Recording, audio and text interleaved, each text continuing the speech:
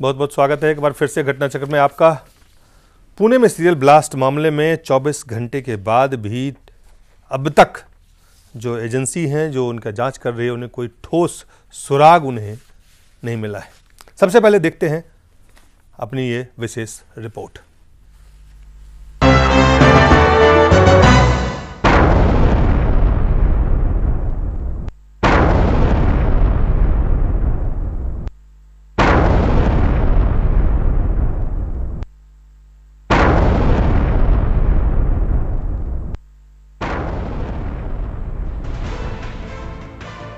पुणे में serial blast और दिल्ली में इस ब्लास्ट पर सिलसिलेवार बयान। We have taken it very seriously. Our team of NIA with the expert from the NSG has already been sent there to Pune and further matter is under investigation. ये 45 minute के ही दायरे में हुए, इसीलिए इसको हम प्लान्ड ही मानते हैं और अगर कोई प्लानिंग हुआ है तो कुछ गिरोह इसके पीछे है, इसको हम इन्वेस्टिगेट करेंगे बिल्कुल सही तरीके से। सिवाय इसके अब तक इस धमाके को लेकर कोई ऐसा सुराग नहीं मिला है जिसके आधार पर सरकार या सुरक्षा एजेंसियां कोई ठोस धमाका कर सकें। ब्लास्ट के पीछे सुनियोजित साजिश की बात तो जरूर सामने आई है, लेकिन इस साजिश की जिम्मेदारी किसी गुट ने अब तक नहीं ली, तो हमारी सरकार और सुरक्षा एजेंसियां इतनी जल्दी कैसे किसी को जिम्मेदार ठहरा दे।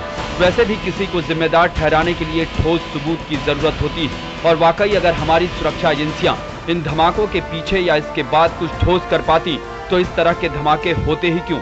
धमाकों के तार कहां से और किससे जुड़े हैं, अगर इसे तार करने की तरकीब निकल जाए तो फिर कहना ही क्या, कैसा धमाका और काहे का धमाका।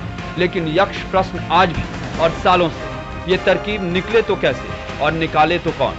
जो थोड़ा गंभीर थे और जिनसे कुछ उम्मीद थी वो तो खुद ही निकल लिए, और जिन्होंने उनकी जगह ली है वो माहिर खिलाड़ी हैं मगर सियासत के।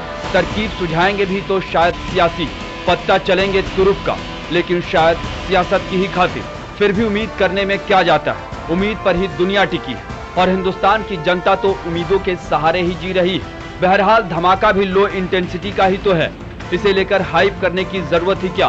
वैसे आप, हम, हमारी सरकार या सुरक्षा एजेंसियां ये तो सभी जानते हैं कि पुणे या हिंदुस्तान में इस तरह की ये कोई पहली घटना तो है नहीं। हमने तो 26/11 जैसे मुंबई पर बड़े बड़े आतंकी हमलों को देखा है, सहा है, सह रहे हैं और आगे भी शायद सहते रहना पड़े तो कोई बड़ी बात नहीं। लेकिन इस सब के बीच सवाल उठता है कि क्या हम सिर्फ सहते रहने के लिए ही अभिशप्त हैं या फिर जरूरत है दहशत का सामना करने के लिए सिस्टम को सख्त, संवेदनशील और सुरक्षा के प्रति जवाबदेह बनाने का। ब्यूरो रिपोर्ट, जय न्यूज। और कौन बनाएगा सवाल है और लगातार जारी है। किसी एक गठबंधन की सरकार नहीं, किसी एक पार्टी की सरकार नहीं, तमाम पार्टियों की भी सरकार देश दे चुकी है, तमाम गठबंधन की सरकारें भी सामने आपने देखा है, आपने अनुभव किया है।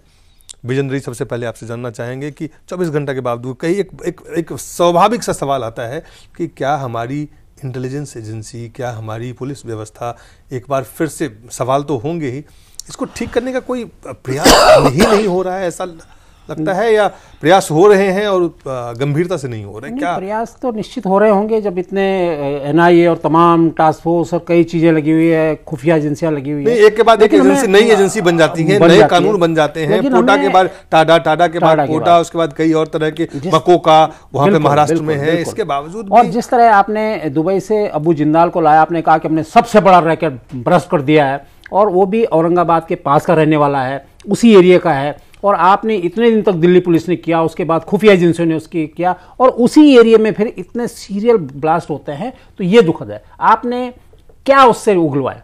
इसका मतलब जब इतना बड़ा टेररिस्ट आपने पकड़ लिया है तो उसके आसपास में निश्चित उस नेटवर्क से वो जानता होगा, क्योंकि इतना बड़ा जिसने आपने पूरा बॉम्बे का वहां से मॉनिटर किया और पूरे इतने बड़े लेवल पे था, उसको तो आपने क्या ब्लास्ट किया, क्या आपने, कौन सा आपने उसके करा? उसके बाद ये सीरियल ब्लास्ट होता, वो तो हम इस देश में, अगर कोई, कई कहते हैं कि अगर इस देश को कोई चला रहा है तो भगवान चला रहा है, अगर इसी में RDX होते तो ये हादसा कितना बड़ा होता, ये सोचने से भी आम आदमी भय खाता है।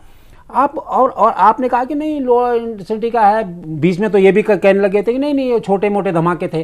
तो एक सीरियल धमाका होता है, प्लेन वे में होता है, और इतना बड़ा होता है और उसके बाद कुछ नहीं। तो ये तो मुझे लगता है कि पता नहीं कितनी एजेंसियां बन रही है और उसके बाद एजेंसियां बन रही हैं, सुरक्षा पे काफ़ी खर्च किए जा रहे हैं, और फिर चिदम्बरम साहब एक जो है बहुत ही अच्छे गृह मंत्री के रूप में देखे गए।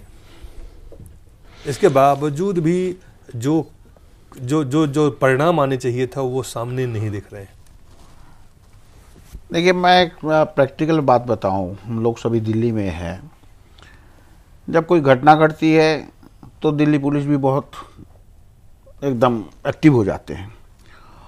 नहीं तो आप सड़क में जाओ रोजाना, देखोगे लोहे की खांचा लगा के रखा है, कोई नहीं है। तो मतलब ये कहने का मतलब ये है कि हमारे सब कुछ है लेकिन कुछ भी नहीं है।